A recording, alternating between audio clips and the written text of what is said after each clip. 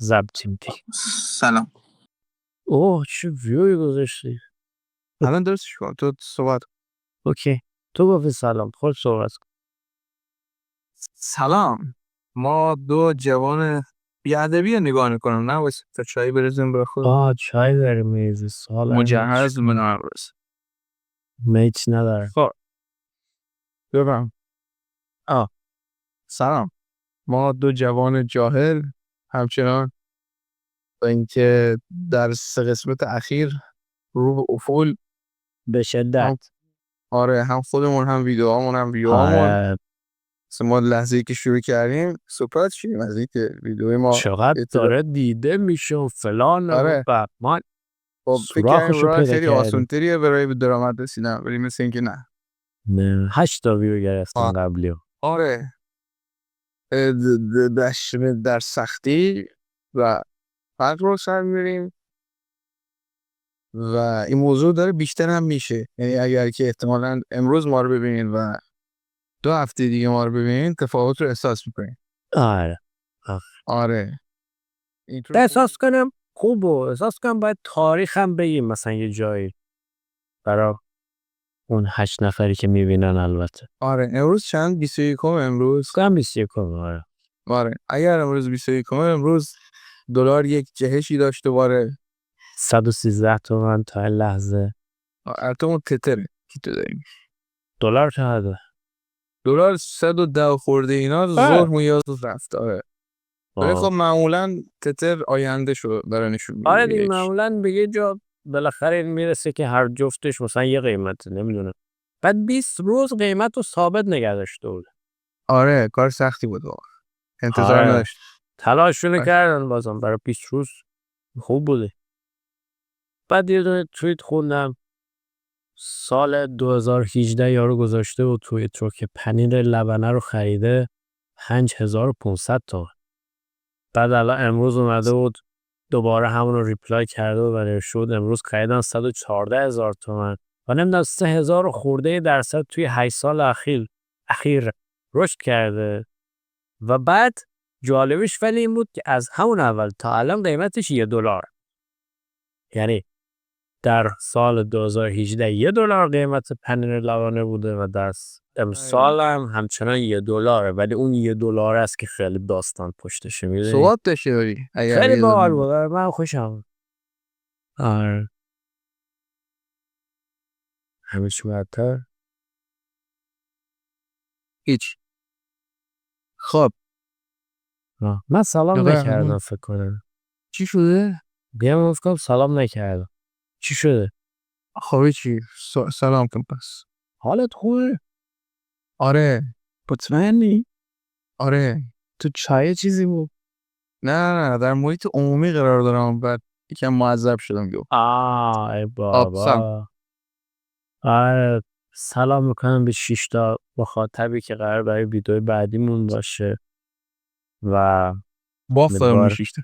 آره دیگه مثل سری قبل که با خودمون 8 تا شد 4 تا در واقع بگم مگه و اینکه ببینید دیگه این ویدیو و اگه یه درصد محال کوچیتون اومد برای یکی دیگه بفرستی اونم ببینه. شاید پول میخوایم. خوب گفتی. آره همین دیگه. این بحث فرستادن رو ما نگفته بودیم قبلا. نه کسی آخه نمیبین. میدونی من واقعا الان دیگه امیدی ندارم. احتمالا ویدیو بعدی میخوایم یه لایک هم بکنیم. البته ولی خب کم مثلا الان بفرستید اگه دیدین جواب میده اصلا جوابم نده بازم میگم احساس کنم ولی مثلا بعدش لایک کنید بعد میگه لایک من سابسکرایب مثلا بعد تو آخر ویدیو ببینید تو آخر ویدیو ببینید. آره الان مثلا خواهش می‌کنیم تو قسمت قبلی فکر کنم خواهش کردیم که ببینید مثلا سی کم ببینید. حالا شاید خوشتون اومد ما رو اصلا بذارید برید بفرستید هم. آره خب تو یه چالشی رو برخوردی بعد از اینکه سرت کلا رفت؟ من 2 تا چالش تو همین زمینه‌ها که 1-2 هفته اخیر دست و پنجه نرم کردم باشون که یکیش مربوط به خودم بود یه دونش مربوط به دوست دخترم که اگر اجازه بفرمایید و محصلش باشه من بفرمایید بحث ها رو خواهش می‌کنم. اولش که داستان همون یارو کلاهبرداره بود که من اکانت گیم پس خریدم ازش و از سایت خیلی رتبه نمیدونم رتبه اون سری اومدم یه بازی رو سرچ کردم تو اینترنت گوگل و اولین سایت اینو آورد. میدونی خیلی واقعا ناراحت شدم. بعد چی خلاصه من رفتم از این سایت خرید کردم اینو و گیم پس گرفتم 570 تا اینطورا، چون که ارزون تر از هر جای دیگه میفروخت و این گفت پیگیری میشه و ازش هیچ خبری نشد تا 8 روز که گذشت و بعد از 8 روز پیام داد. توی قسمت قبلی که هر زدیم اون 8 روزه هنوز نشده. خب در واقع از اینجاش دیگه جدید 8 روز گذشت و من قبلش مثلا بهش پیام دادم گفتم که من توی پلیس فتا و زرین پل شکایت کردم و پلیس فتای آنلاین و اسکرین شاتشون هم براش فرستادم و اینکه روز دوم من ازش درخواست کردم که یعنی بهش پیام دادم که آقا پول منو برگردون، اصلا من نمیخوام این سفارشو، با اینکه این اصلا جواب نمیداد و اینا. روز هشتم بالاخره من پیام داد، یک پیام بلند مرتبه فرستاد که تو باید از طریق نمیدونم پلیس فتای منطقه تون احراز هویت بکنی و در کنار اون باید یک سلفی از خودت که کارت ملی دستت رو بگیری و برای ما به ایمیلمون بفرست. و بعد من گفتم که من نمیخوام اصلا و پولمو پس بده اینا. بعد دوباره همون پیام رو برای من میفرستاد. بعد میگفت آقا من پولمو میخوام، پولمو بده. یا اون پیام میفرستاد یا میگفتش که زودتر این کار انجام بده چون اکانت تو ساخته شده و 2 ماه هم هست این اکانت و اکانت خودتو که داره میسوزه. دلسوزتم. آره مثلا نه واقعا. و چی دیگه من پشتم رفتم درک کردم و اینا دیدم برای اینکه شکایت بکنم از این یارو باید برم دفتر خدمات قضایی. پشتم رفتم دفتر خدمات قضایی و اونجا خیلی داستان‌های احمقانه و عجب. ببین اونجا که نشسته بودم و منتظر بودم مثلا نوبتم بشه قشنگ احساس کردم مثلا اصغر فرهادی ام و نشستم دنبال مثلا سناریوی فیلم. یکی بود نمیدونم دوست پسرش بوده، هم کلاسیش بوده، بعد اومده از تو پارکینگ خونه‌شون دزدی کرده بود. نمیدونم یکی اومده بود که شوهرشو بندازه زندان چون که بهش مهریه نمیده.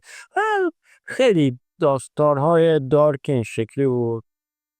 ولی که اینا اومدن برای من این شکایت رو ثبت بکنم. بعد یارو که مثلا یک خانمی بود اونجا نشسته بود پاره شده بود از خنده که تو برای 570,000 تومان اومدی اینجا و داری شکایت میکنی.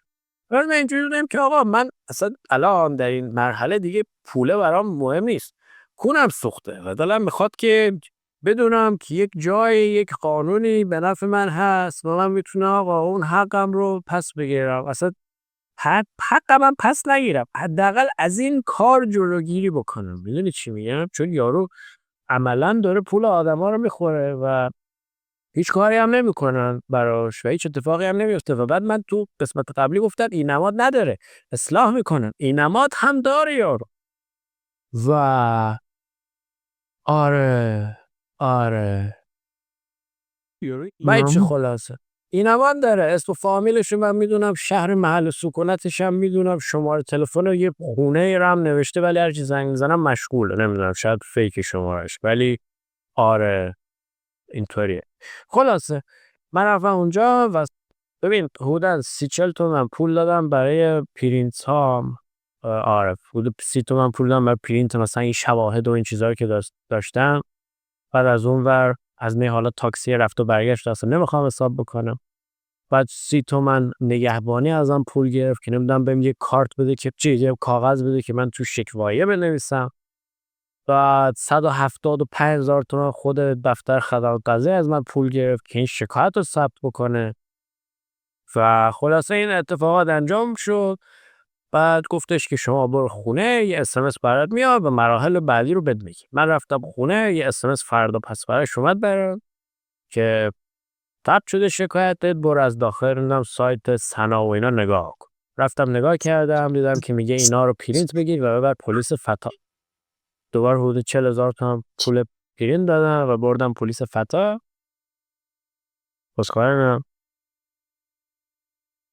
بردم پلیس فتا. بعد یارو اینجوری بود که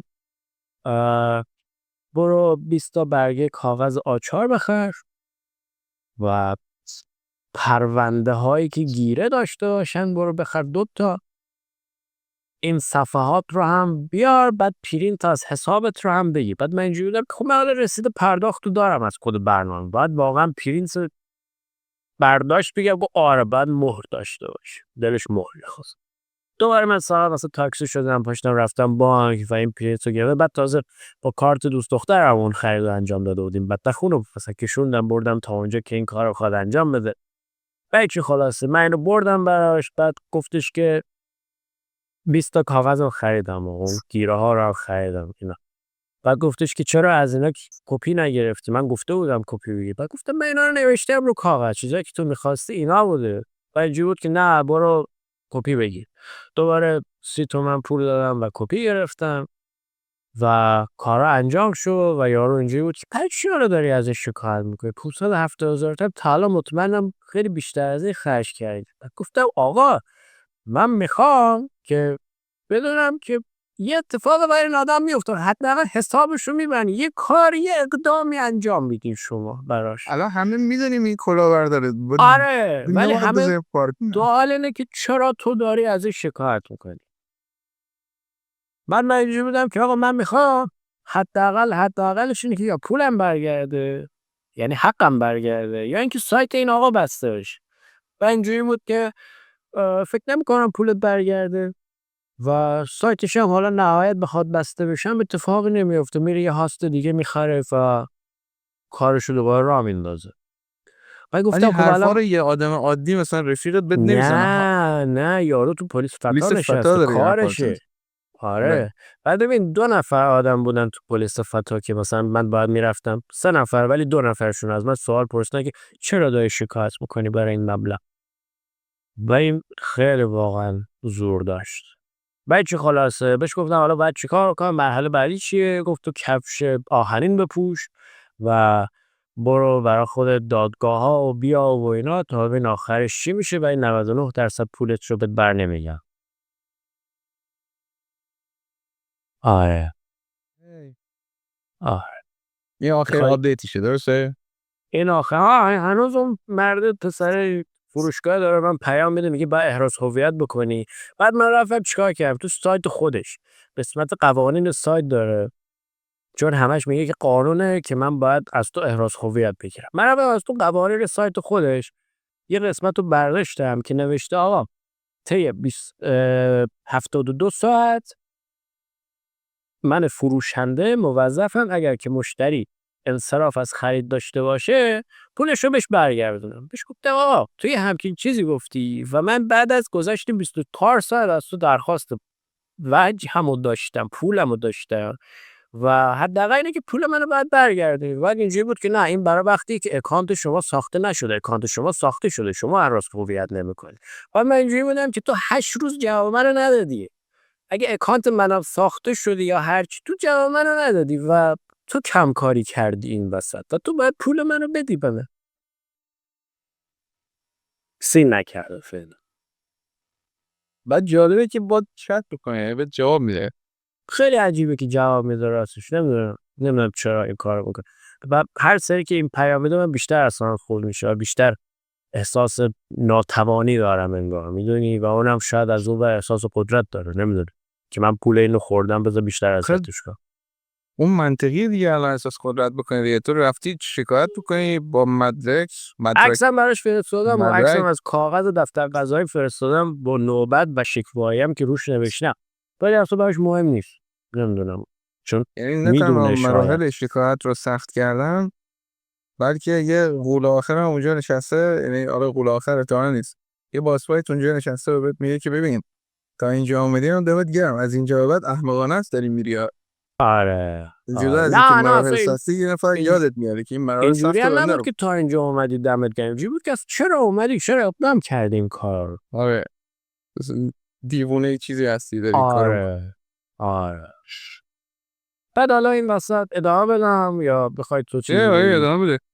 این وسط دوست دختر من هم میخواست از کارش در بیاد و در اومد و خیلی محیط کار بد و افتضاحی داشت و اینجوری بود که کار قالب دورکاری بود و فقط حقوق بهش میدادن و در حالی که مثلا ما تحقیق کردیم دیدیم که نوع کاری که داره باید ایدی و سنوات و بیمه هم جزوش باشه.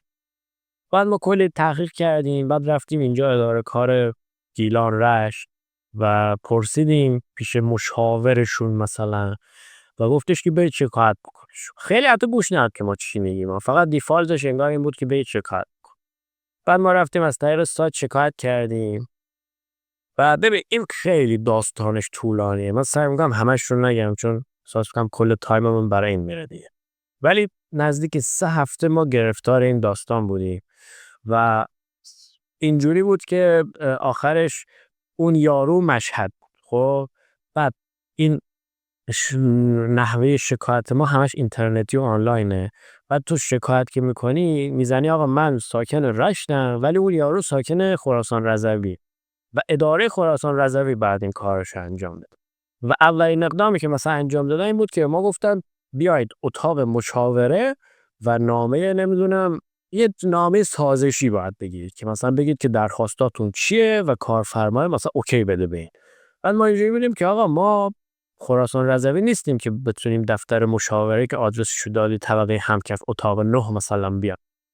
پاشتیم رفتیم اینجا رشت اداره کار و اینجوری بودن که ما اصلا هم چیزی نمیدونیم چی هست. پیش معاونش هم رفتم و اینجوری بود که اصلا من نمیدونم نامه سازیش چیه و زنگ برید یه نامه خودتون بنویسید بگید که ما نمیتونیم این کار انجام بدیم. نوشتیم نامه رو و بعد رد شد درخواستمون به خاطر اینکه گفتن که دورکاری شامل قانون کار نمیشه.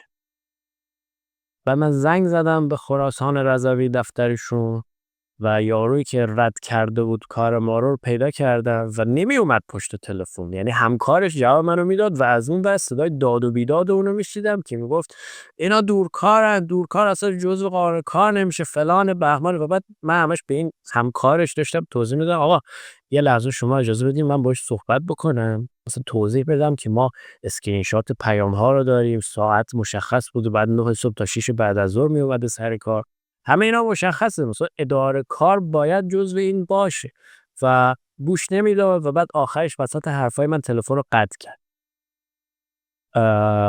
بعد زنگ زدیم به یکی دیگه شو که نمیدونم دکتر فلانی بود و بعد اینجوری بود که نه شما اثبات این که بخواید انجام بدید خیلی سخته و به نظر مثلا این کار نکنید و کنسلش کنید کلا و برید همون اینم بگم که کارفرماش گفته بود که یک نامه‌ای بنویس از طرف دفتر قضایی یا ثبت اسناد دفتر اسناد که بگی که من فقط همین حقوق آخرم هست و هیچ حقوق دیگه ای ندارم تا من حقوق آخر تو بدم. یعنی عملا گروگانگیری هم کرده بود. ما نمیخواستیم این کار انجام بدیم.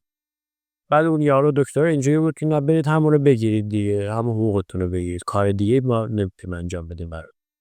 ما پاشتیم رفتیم دفتر خدمات قضایی دوباره ولی برای یه کار متفاوت و این متنی که حالا اونا فرستادن مدیریت منابع انسانیشون رو نشون دادیم و نمیدونستن که این چیه و گفتن که ما نمیدونیم این چیه، برید از یه وکیل بپرسید که این چیه.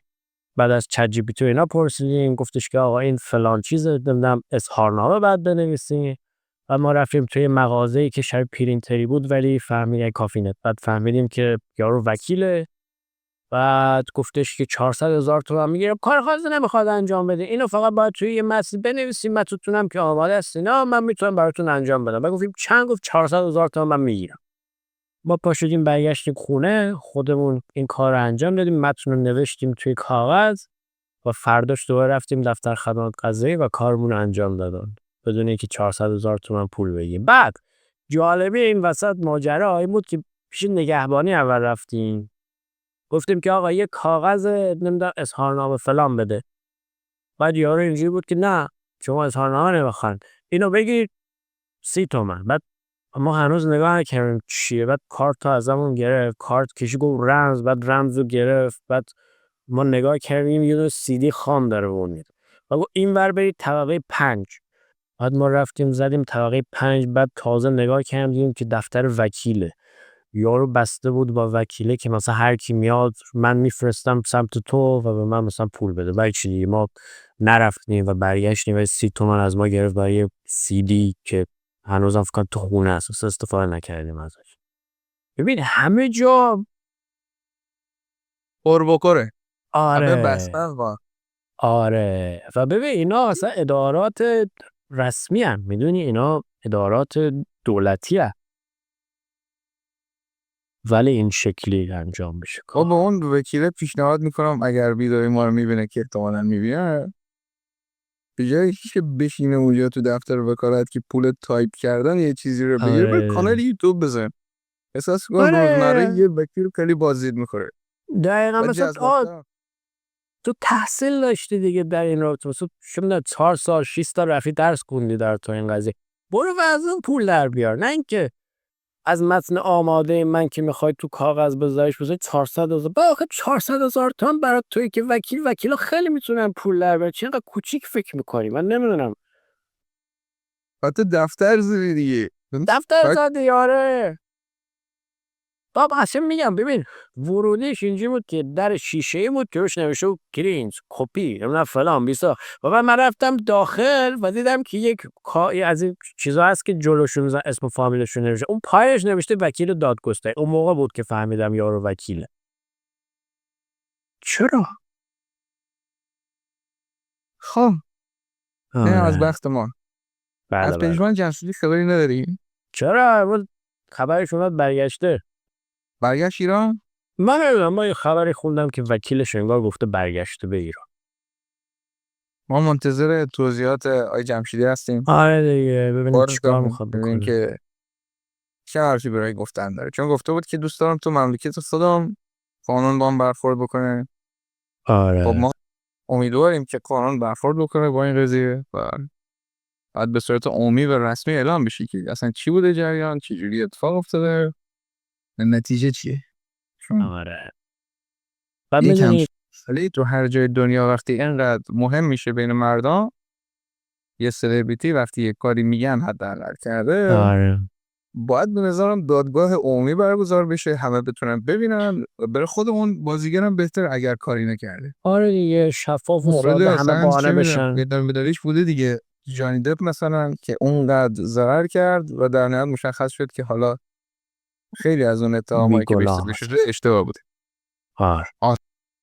بعد میگم اتفاقی که حالا هست مثلا این مدت که این رفته بود کانادا و من توییتر رو مثلا نگاه میکردم جوری بود که انگار قوانین مثلا مربوط به تجاوز و اتهام تجاوز توی کانادا خیلی سختگیرانه تر از ایران و خب این آدم هم خواهرش وکیله و احساس میکنم که مثلا شاید اینجوری بوده که نه من اگه برگردم به کشور خودم اونجا همونجور که تونستم وارد فرودگاه بشم و خارج بشم همونجوری شاید بتونم نجات پیدا بکنم ولی اینجا امیدی نیست بنابراین شاید مثلا برگردم بهتر باشه نمیدونم من همچین تفکری دارم آخه الان راستش پیگیری بخوای یه اتفاقی که تو ایران افتاده تو کانادا خیلی فکر کنم چیز سختی باشه آقا یعنی میدونی مثلا یه سری وکیل و اینا هم که کانادایی بودن قشنگ ایرانی بودن تو کانادا نوشته بودن که اون کسی که مثلا رفته این شکایت رو ثبت کرده اگه بیاد به ما بگه ما از همینجا کانادا رایگان براش کارشون انجام میدیم فلان بیسار خب نمیدونم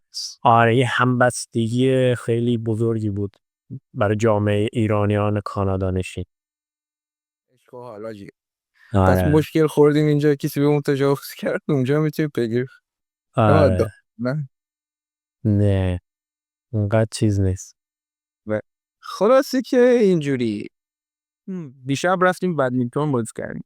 آه خب آره و کل بدنم گرفته یاچ از سربازی به این ور هیچ فعالیت فیزیکی نداشتم. بابا گرم و اینا کردی یا یه بار چی رفتی بازی کردی آخه کاری نکردم فقط همین راکت رو اینجوری میکردم میزدم الان ولی ولی نه گرم متوجه نکردم. هستی که کاری کردی آره و بابا حتی گرم کن کونم درد میکنه چرا اونجا دیگه نمیدونم فکر کنم دست عضلاتی داره که با به دستم دست در وصله ارتباط. نمیدونم حاجی دارم عرق میکنم نمیدونم چی باید اینو به توضیح بدم. هنوز گرمه هنوز سرد نشده حتی ولی گرم که پیشونی ما میبینی. نمیخوای کولر بزنی آخه نگاه هوا اصلا جوری نیست که تو کولر بزنی ولی خب خب تو چرا اینقدر الان گرمه تو ماشینم برم بیرون گرم نیست. آه آه نمیدونم یه از وضعیت ما برگشتم بوشه به اپیزود قبلی و شیراز بودم اگر شیراز برای کسی مهمه. آره و یه فرصت شغلی پیش اومد رفتم شیراز و نشد و برگشتم بوشهر و این رو تولدی دوباره برای خودم در نظر گرفتم. گفتم خوشحالم. که دیگه سفت‌تر بچسب به این کاره و سعی کنی اینو انجام بدی با یک انرژی بیشتری و دارم سعی میکنم کار بکنم و کنارش مثلا میرفتم میشستم گیم میزدم اینا، فعلا مثلا اونا رو گذاشتم کنار تو با تمرکز بیشتر فعلا فقط کار رو انجام بدم و در کنارش تعارفش ندارم که وضعیت مالی خوبی ندارم و در کنارش دارم اسنپ کنم. میخوام یه انتقادی نسبت به وضعیت اسنپ انجام بدم. البته نمیدونم بفرمایید. برای کسی که مهم نیست و برای کلا برای دل اسنپ خود بگو. آره اسنپ برای راننده اینجوری که 20% کمیسیون اصلا کارمزدی. هر سرویس. آره. خب یه چیز مرسومی هم هست، چیز مثلا عجیب غریبی نیست، تو آژانس هم تقریبا همینه، حالا کم و بیش. ولی اساس این که هزینه سفر برای راننده ها حداقل خیلی نمیصرفه، میدونی کم میصرفه. مثلا الان وقت میکنم روزی 5 تا 6 تا سرویس برام و تقریبا هر 100 کیلومتری که با ماشین میرم 320 هزار تومان برام میفته. اما بدون کارمزد یا بعد از اینکه اون نه دیگه کمیسیون خالص گرفته میشه؟ دریافتی از اسنپ. خب بعد و چند ساعت از دیگه وقت تو میگیره؟ جان چند ساعت از وقت تو میگیره این مثلا 300 تومنه؟ والا وقت رو حساب نکردم، نمیدونم، احتمالا مثلا خالص وقتی که میگیره چون تو مسیر مثلا میزنم، مثلا دارم میرم سر کار میزنم، دارم برمیگردم میزنم و احتمالا وقت اصلا خیلی عجیبی نمیگیره، 2 ساعت یه همچین چیزی، 3 ساعت نمیدونم، حساب نکردم. ولی ببین خیلی اون نیاز دارم که برم کارم کنم، میدونی، یعنی آدمایی که دارن زندگیشون رو فقط با این قضیه میگذرونن واقعا شرایط سخته، یعنی آره. نمیدونم خیلی سخته این پوله بخواد مثلا زندگی تو رو جلب کنه. و بعد بحث بنزین هست که تو با مثلا اسنپ بخوای کار بکنی روزی فکر کنم 30 لیتر باید مثلا بزنی که همون 30 لیتر میشه 90,000 تومان. و آره الان در حال حاضر امروز 21 و استهلاک ماشین تو در نظر بگیرید چقدر دوره فشار. من امروز حساب کردم گفتم که خب ما روزی این وقت خالیه رو اگر بذارم و اسنپ کار بکنم و مثلا روزی 300,000 تومان که از اسنپ خالص بیاد تو حساب، من اصلا اینو خرج نکنم نگه دارم، میشه ماهی 9 میلیون. خب آره. و این ماهی 9 میلیون تومان هیچ کاری برات نمیکنه، ببینی؟ نه. آره بعد تازه تو پول بنزینت هم حساب نکردی الان. آره دیگه. و تو مثلا فرض کن که روزانه بخوام حساب کنم 100 تومن پاکت سیگاره، 100 تومن بنزینه، حالا دارم دسته بالا حساب کنم، ولی خب 100,000 تومن میمونه برای خودت که میشه ماهی 3 میلیون تومن. از این ماهی 3 میلیون تومن چون تو داری با ماشینت کار میکنی باید ماهی یه بار روغنت رو عوض بکنی که 1 میلیون تومنش حداقل میره برای روغن ماشینت و 2 میلیون میمونه که اون 2 میلیون رو میتونی پس انداز کنی هر مثلا چند 6 ماه یه بار احتمالاً ماشینت قرار خرج داشته باشه، اون خرجش بعد میدونی الان اون روز انگار چند روز دیگه تولد 11 سالگی اسنپه، بعد یه آمار اومده بود از تعداد رانندگانش، انگار الان تو ایران نزدیک 8 میلیون راننده فعال اسنپ هست. خب بعد اوبر که مثلا اولین و معتبرترین سرویس تو دنیاست، توی کل دنیا 7 میلیون تا راننده داره و اینو دارن به عنوان افتخار میگن. خیلی عجیبه برای من، در حالی که تو وقتی میای بهش عمیقا فکر میکنی این به این معنیه که 8 میلیون آدم در زندگی خودشون احساس نیاز پیدا کردن که حداقل حالا مثلا تایم موقتشون رو بیان و در قالب مثلا راننده اسنپ کار بکنن. این چیزی ناراحت کننده، چون حالا من تجربه تو مثلا خودت یک آدمی هستی که یه کاری داری و یک فعالیتی داری. من مثلا خیلی از اوقات سوار اسنپ شدم، یارو تحصیل کرده بوده، سر یه کار حتی مثلا اداری بوده، فلان بوده، دولتی بوده، ولی مثلا اون کپاف زندگیشو نمیده و مجبوره که مثلا بیاد و یک سری از ساعت روزشو توی اسنپ کار بکنه و کار راحتی هم نیست واقعا. کاریه که تو عملا همش پشت فرمونی و کمر درد و پا درد و فلان میگیری و در یعنی آخرش طولانی هم مدت این کار رو بخوای انجام بدی واقعا درت سرویس میشه. آره و بعد مثلا میگم آخرش هم خروجی مالی درستی نداره. مثلا یهویی اگه ماشین تو خراب بشه تو بعد انگار 2 برابر اون چیزی که درآوردی رو بدی مثلا برای تعمیرش تازه. آره. کلا پشتیبانی نمیدونم. مالی که اصلا بهت نمیده. در لحظه یه پولی میاد که اون اگر خیلی تو دیگه مثلا اوکی باشی خرج روز زندگی تو بهت بده و هیچی برات آره نمیمونه و تو داری از سرمایه زندگیت که ماشینته استفاده میکنی، بهره میبری و اینم تو استهلاک دیگه. کم کم این سرمایه دقیقاً. داره ارزش خودش از دست میده خاطر استفاده بیشتر و چیزی جاشو نمیگیره. آره. بعد از اون ور این اسنپ بایک ها رو میبینی موتوراش و مثلا حتی ام. پیاده رو میان از تو خیابون میان و همشون هم از این مدل های دیجی نمیدونم 125 چیه از اونها که کل تر و صدا میکنه قدیمی هن. و میدونی مثلا حتی این سامانه‌ای که اینقدر حالا کاربر راننده داره موتور سوار داره ماشین داره و فلان یه کاری هم نمیکنه که مثلا قدم مثبتی باشه برای مردم انگار. خیلی از اوقات منی که مثلا دارم به عنوان چی میگم مسافر مثلا اسنپ میگیرم هزینه‌ای که دارم میدم بیشتر از هزینه‌ای که آژانس از من میگیره و از اون ور هیچ خدمات مثلا پررنگتری هم نمیده به من و از اون ور به اون راننده ها هم هیچ چیزی نمیده و بعد تازه الان یک چیزی هم آورده مثل شرط بندی افزایش نمیدونم شانس دریافت ماشین. تو میگی که مثلا این سفره مثلا 100 تومنه بعد کسی نمیگیره تو رو بعد یه دونه نوار میاره اون پایین تو مثلا بگو 110 تومن بگو 120 تومن بگو 130 تومن تا یکی مثلا بیاد تو رو ببر.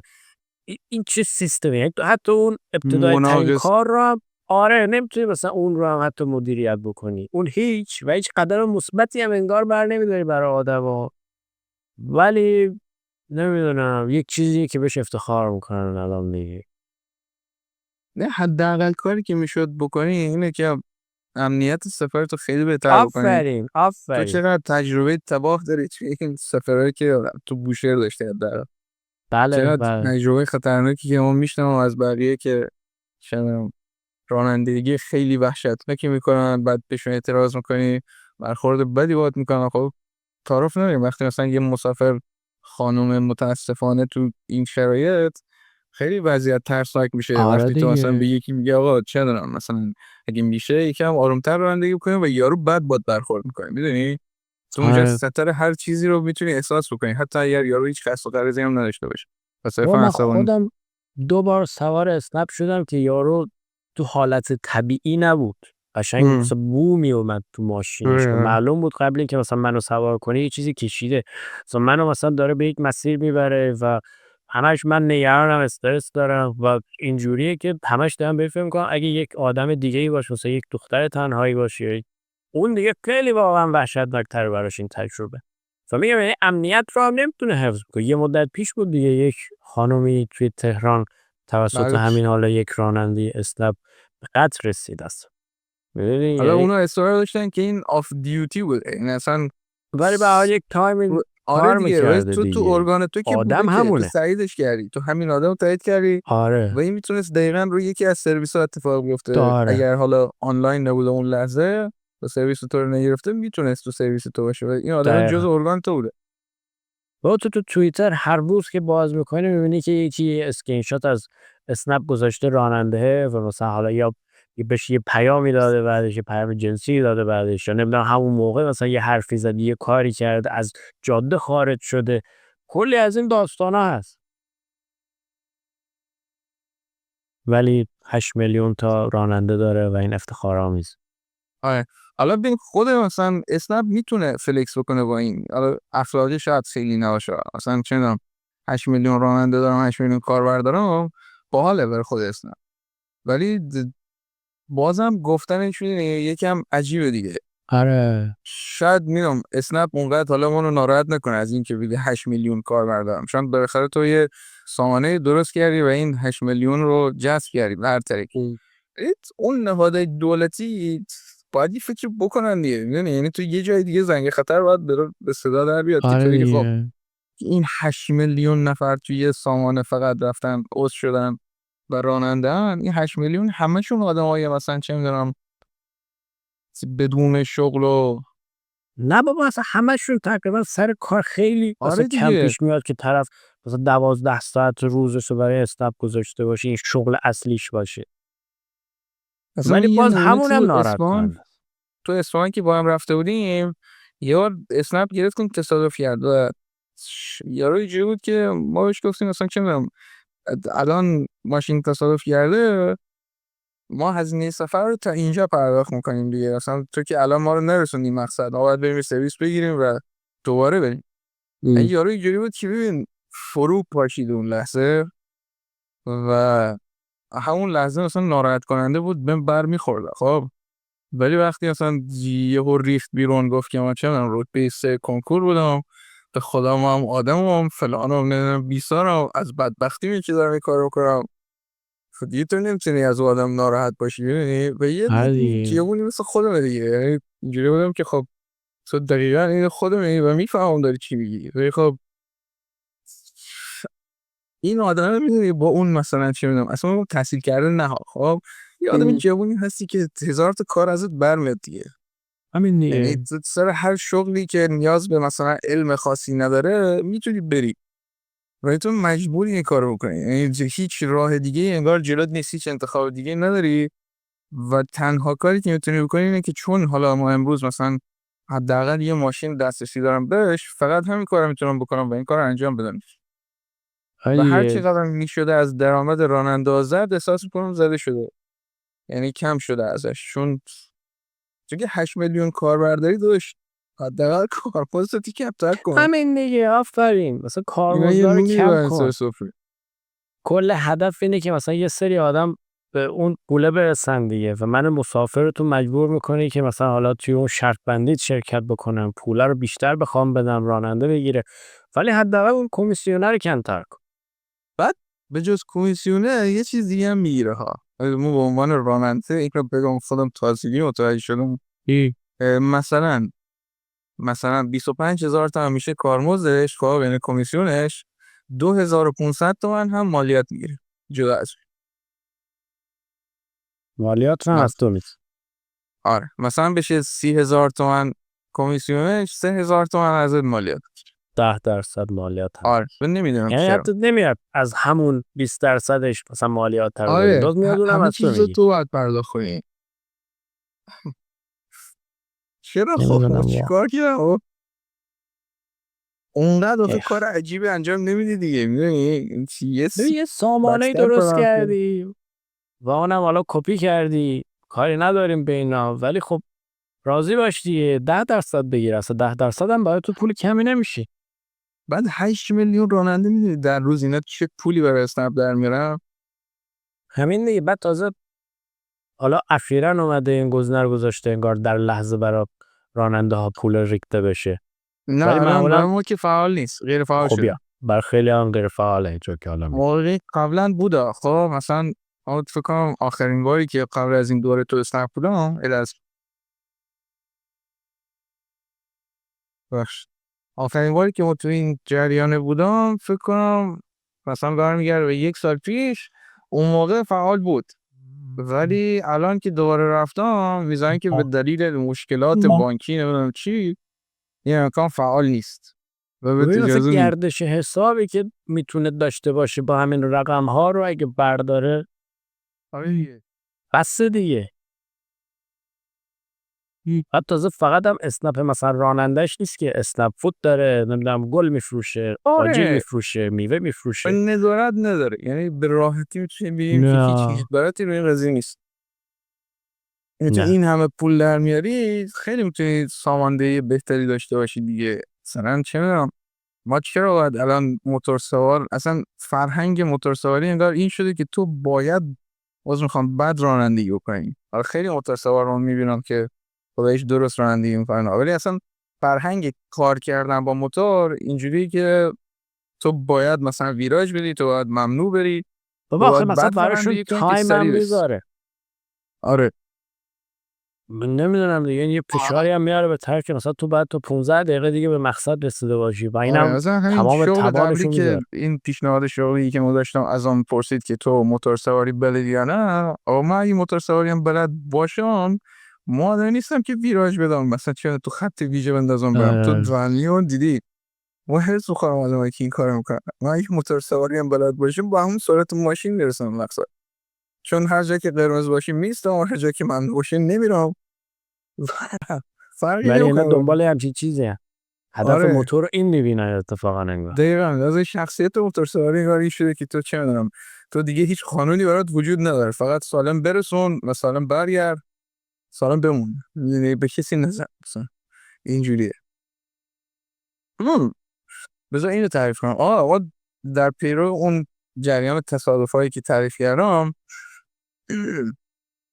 چند روز پیش یک روز جمعه بود، داشتم میرفتم سر کار، یعنی همینجا که الان هستم، و پنجشنبه روز قبلیش میشد در واقع. اون ایده که تو در مورد پنجشنبه داری احتمالاً درست. و صبح جمعه بود، داشتم میرفتم دیدم دست راست یه ماشین، یه فکر کنم پژو پارس 405 بود، رفته بود تو دیوار، رفته بود از جاده خارج شده رفته تو دیوار. پشما. جاده برج تا بهمنی، اون جاده پایگاه. آره اونجا یکی رفته بود بیرون صبح زود و احتمالاً افتری بود. بعد موقع برگشتن ساعت مثلا 2000 اینا بود، همون جاده رو اون لاینش داشتم میومدم، دقیقاً یکی دوباره رفته بود بیرون از جاده. یا خدا. آره و باز هم تجربه های جدیدی دارم در این قصه، یعنی داره برام اچیومنت باز میشه. الان یه کسی هستم که 2 تا تصادف تو پمپ بنزین دیدم. تو پمپ بنزین چجوری آره تصادف میشه دیگه؟ این دیگه ما مثلا همون لحظه که برام یه اتفاق افتاد جوابمو گرفتم، یعنی دیدم که اینجوری تصادف میشه تو پمپ بنزین. این قضیه برمیگرده قبل از شیراز رفتن، اما یادم رفت اینو تعریف کنم.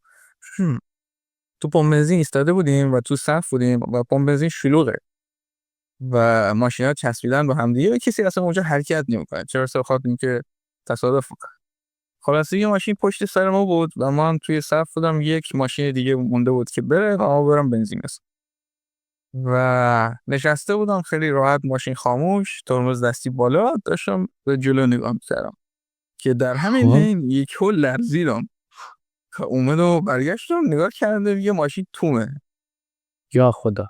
آره و پیاده شدم رفتم نگاه کردم ماشین چیزیش نشده و یارو یه جوانی بود پشت یه هاچبکی نشسته بود و خیلی گیج بود.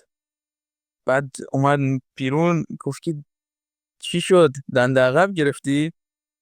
گفتم نه حاجی، اون اصلا که ایستادم که تو زدی بهم. بعد پیاده شد گفت که ها عذر میخوام ببخشید ما دیشب نخوابیدم و خوابم برده. خوابش برده؟ آره حالا نمیدونم چه جوری، مثلا ماشین تو دنده بوده، کلاچ گرفته بوده و همونجا خوابش رفته، کلاچ ول کرده زده به ما. هر چی که بود این اولین تصادف تو پمپ بنزین بود، خیلی عجیب بود. حالا یارو کلی عذرخواهی کرد و اینا، ولی خب میدونی برو داشت اگه بخواب خوابت خوابت میاد. میاد تو هر شرایطی که هستی بخواب. همین میدونی دیگه. تو الان تو پمپ بنزین بودی و مثلا نیم متر فاصله داشتی با اون، میتونی تو خیابان یکی رو بکشی با این آره. قضیه و نکن مثلا. تجربه دوم دیروز بود. دیروز رفته بودم پمپ بنزین، داشتم بنزین میزدم و نازل رو که گذاشتم سر جاش کارم تموم شد، یهو یک صدای اومد پاک و ببین ریدم به خدا، یعنی من اینجوری بودم که یه چیزی ترکید و گفتم خب نصف بدنم رفته الان. بعد برگشتم نگاه کردم یه ستون روبرومه، ستون پمپ بنزین، و پشت این ستون یک پراید بود که زده بود به اون ستون با سرعت. چجوری اونجا با سرعت رفته اصلا اول از نمیدونم آخه همه؟ ببین پمپ بنزین سر یک مسیر اصلی نیست، تو باید همین سرعتت دیگه. کم بکنی میپیچی بری میای توی تو. فرعی. همه پمپ بنزینا تو فرعی هن. یعنی تو باید واقعا سرعتت کم بکنی که بتونی بری داخل و ورودیاشون هم معمولا تنگه، یعنی تو باید با دقت بری داخل. آره. نمیدونم چجوری یارو با سرعت، 2 تا خانم هم بودن با سرعت اومده بود تو اون جریانه اون ستونه و خاله خدا رو شکر سپرش هم چیزی نشد، سپر یکم شکسته بود، کج شده بود، این خدا رو شکر خودشون رو ماشین چیزیشون نشد. و بعد برگشتم نگاه کردم دیدم 2 تا خانم دارن ما دعوا میکنن که چرا اصلا حواست نبوده سری اینجا اینا. همونو رفتم، یعنی دیدم که بقیه همونو دارن میرن، یعنی انقدر همه ریده بودن تو خودشون از این صحنه، احساس ناامنی کردم و فرار کردم از اونجا که نکنه یکی دیگه الان به ما بزنه. قشنگ انگار جی تی ایه. آره خیلی عجیب بود، خیلی عجیب. خلاصه که دیگه اگه اون ستونه نبود ما الان نبودم، اینا جدی بگم، چون یارو یعنی اینجوری تو که راه اومده تو بود. بود؟ آره ببین یه ستون بود، ما پشت ستون بودم و زده بود به یا ستون. خدا. خدا رو شکر که پمپ بنزین هم ستون داره، اگه این نبود دیگه زده بود بهم. شت. از این تجربه ها بود که من دیگه شروع بودم که خب زندگیش لذت. منم یه بار دقیقا روز تولدم بعد از ظهرش داشتم پیاده یه مسیر رو میرفتم، بعد اون تیکه از مثلا راهی که من باید میرفتم اینجوری بود که بعد یه تیکه رو میبادم تو خیابون چون پیاده رو نبود و میرفتم. بعد نمیدونم گوشیم نوتیفیکیشن اومد براش شد، یه لحظه ایستادم داشتم گوشیمو نگاه میکردم، به هندزفری هم تو گوشم بود و موزیک هم صداش زیاد. بعد یه صدای خیلی وحشتناک شنیدم و بعد چشم آوردم بالا، دیدم دقیقاً همون جایی که قرار بود من باشم ولی ایستاده بودم یه ماشین خورده بود به یه دستگاه آب تصفیه کن اونجا بود و چپه شده بود وسط خیابون، چپ کرد. یعنی اول خورد به اون گوشه که من بعد می ایستادم اونجا، یعنی راه میرفتم، و بعد چپ کرد وسط خیابون و قشنگ معلوم بود یارو حالت طبیعی نیست. یعنی قشنگ اونم کشوندن و آوردنش بیرون از ماشین و اینجوری داشت اطرافش رو نگاه میکرد که کی منو چپ کرده مثلا. و من فقط داشتم پشمام ریخته بود که چیزی من الان زنده موندم و چی شد که من نرفتم اونجا رو. آره همین احمقانه میتونه یکم من بیشتر نباشم. احتیاط کنیم، میدونی واقعا آخه آره رانندگی اون سرش خیلی خطرناکه. میدونی این سرش که ما سالم میریم میایم اوکی جزا هم هست، اون سرش خیلی خطرناکه. همین میدونی دیگه. یعنی حداقلش چند میلیون خرجه و مثلا کاهش افت قیمت ماشین حداقل در بهترین حالت. آره اگه به آره یکم آدمی نزنی. آروم‌تر. یه چیز دیگه، ما تو ساختمان مروارید هستیم اینجا، خب زیر مجموعه خوب. دانشگاهه و ساختمان علم و فناوری مرواریدی هم هست. خب دیروز ما اومدیم، یعنی ما اومدم کامپیوتر روشن کردم، نشستم شروع کردم کار کردم، 2 دقیقه گذشت برق لنم ای بر و میره. من نمیدونم چه اتفاقی افتاده تو چند ماه اخیر که کمتر داد برق. خب خیلی کمتر داد. حالا میگن که چه میدونم جلوی صادرات برق رو گرفتن و فلان، اما حالا واقعیتش نمیدونم. هر چیزی که هست داره کمتر برق میره و دیروز بری برق میرفت و این یکم عجیب بود که چرا الان رفت. و بعد ما سوال کردیم و اینا متوجه شدیم که خب بچه‌های مدیریت این مجموعه که زیر مجموعه خب دانشگاه بوشهر هستن و از اون بوده پول ساختمان علم و برقشون ندن. فناوری مروارید و فلان اینا، یه دونه از این دانشگاه و یه دونه از این ساختمان اینجا هست، پول برقش نداد.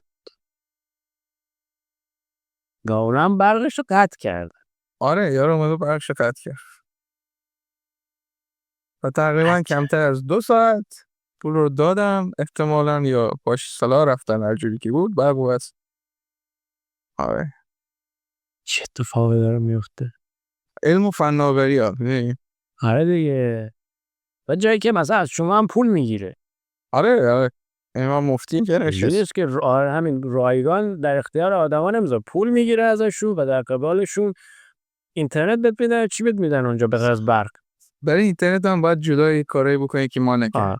خب پس در واقع فقط به شما برق و برق رو مکان میدن اشتراکی. که همون هم خیلی خوب نمیتونن انجام بدن. آره مشکل آب داشتیم اینجا ساقا، اینترنت هم تموم شد. 2 دقیقه اینترنت بگیرم. هبریش. خب داشتم چی میگفتم؟ برق این ساختمون ها مروارید و اینا. مشکل آب هم داریم. خب ما خب یه رو آب نداریم و ببین این مشکل کلا محیطیه. بوشهر داره که. آخر نگاه یه محیطیه که یه سری دانشجو رو اینا کاستام کردن آوردن، یه سری آدمی که یه حرفی مثلا مدرن‌تری رو بردن آوردن اینجا و اصلا مجموعه علمی فناوریه. میدونی مثلا دانش بنیانن اینجا، همه شرکت ها دماده هست و مشکل آب داره. ما میگیم آقا آب طبیعیه، خیلی وقتا تو بوشهر آره نه ایرانی مشکل داره پیش میاد، طبیعی نیست، اشتباه اصلا. تو ببینی از سوء مدیریت و بدبختی ما که این مشکل داره طبیعی میشه. ببین در مجموع هممون داریم دیگه. مایع دستشویی چیه؟ او ببین یه روزایی مایع دستشویی نیست، اینا چی کار میکنن دقیقا اون تو؟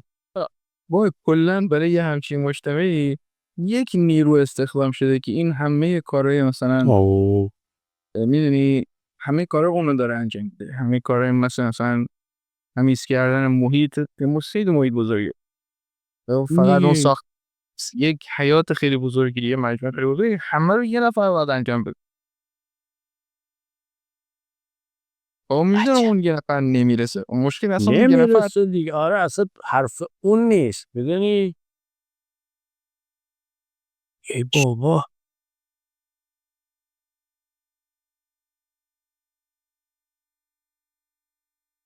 نمیدانم واقعا نمیدانم چی بگم. یه چیز دیگه هم بود میخواستم بگم یادم رفت. بیشتر فکر یه این اون نیست، این یه چیز دیگه. کن. سریاله اسمش چیه؟ اسمشو نخواد پیپولیوس. اسمش بیبه هم رفتم تلفظش رو یاد گرفتم ولی یادم رفت. باس لوریباس عرف لوریبوس کنم پلوری بود یه نه یه همچین هم چیز. بود. آره خیلی خوبه خیلی خوبه. ببین اصلا ایدهش خیلی جذابه. بعد من پشمام ریخته که چجوری میشه تو یه همچین ایده عجیبی مثلا بیاد به ذهنت برسه. بعد تو باش میخندی یا نه؟ ما مریضم فقط یه صحنه‌های واقعا خندم میگیره. ببین هنوز نمیخندم راجع هنوز خیلی پرکم. اصلا ببین کمدی نیست ولی از مثلا اینجوری هم که یه اتفاق خلاقانه میفته سورپرایز بشم، یه خندم میگیره، خیلی حالا اون عجیبه. خنده ولی جز سبکش کمدی هم نوشته یعنی فیلم کمدی تخیلی. آره میتونی خیلی. بخند. ولی واقعا عجیبه خیلی عجیب و غریبه. بعد چه بازیگری. ببین تو بتر کار سول هم بود و اونجا خیلی من خوشم نمیاد ازش ولی اینجا به نظرم خیلی نقش خوبی رو داره انجام ما میده. اونجا هم خیلی دوستش داشتم. نمیدونم سری اونجا دوستش نداشتم ولی با کارگردانش هم صحبت کرد اینجوری بوده که ازش پرسیدن چند تا فصل درست کنم اینو، چند تا فصل بخوای اینو درست کنی. بعد اینجوری گفته که نمیدونم تا وقتی که این بازیگره بخواد داخل این بازی بکنه، چون من کل این سریال فقط برای این درست کردم که این بازیگر رو بخوام به دنیا معرفی بکنم چون به نظرم خیلی فوق پشمام. العاده است. آره واقعا جینیسیه. اصلا ببین ایده خیلی باحاله. بعد آخر تیتراژش هم نوشته که این فیلم توسط انسان‌ها نوشته و نمیدونم ساخته شده. اینا خیلی بر علیه AI و این داستانه هم هست. اینم طبیعی نوشته. طبیعی آره کنده بشیم. ببین داشتی شارژ میگرفت اینا که هم 48 دقیقه رو شده بود. بازم میتونیم چیزی داری تمامش برای کنیم. گفتن؟ نه خب مثل از ها دوستانی که تا اینجا کار با ما بودن بسیار خوش گذشت. امیدواریم که شما هم خوش گذشته باشه، بهتون تصادف نکنید، ویرایش بله نرید.